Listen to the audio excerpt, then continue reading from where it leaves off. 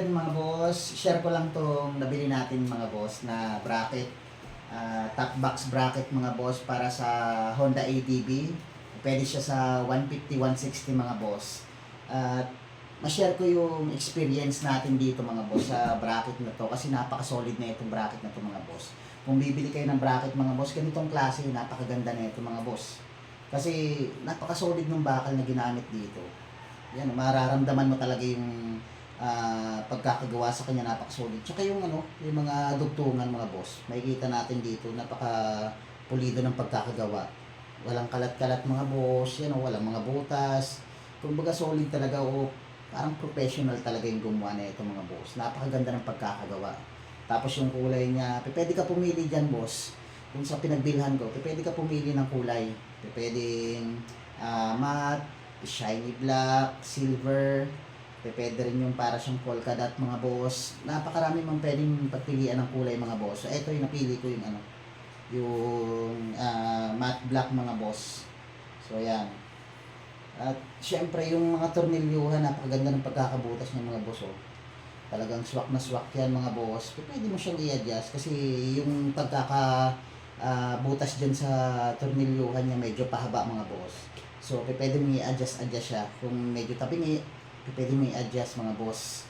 Tapos dito sa dulo, so yan, meron siyang parang pinaka-plastic dito. Pinakatakip dun sa pinakadulo niya.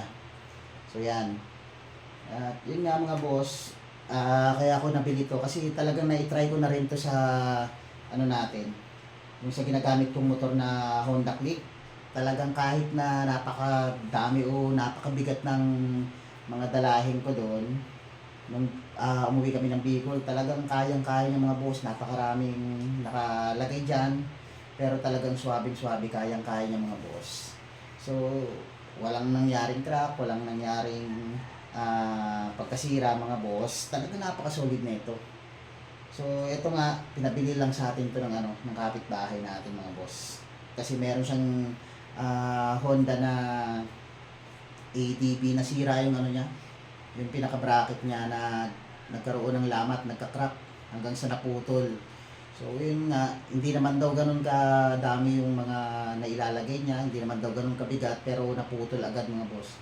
So nakita niya yung yung nakalagay dun sa natin, sa Honda Click, ganito mga boss. So same lang siya, tsaka maganda dito.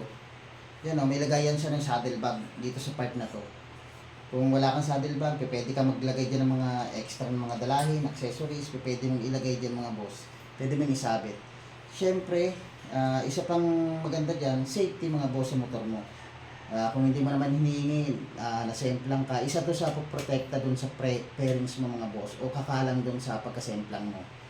So yan mga boss, recommended 100% tong ganitong klaseng bracket mga boss para sa mga motor natin. Pwede yan mga boss, marami ka naman pagpipilian dyan. Honda, mapa Yamaha, mapa Kawasaki mga boss. So click nyo lang yan mga boss.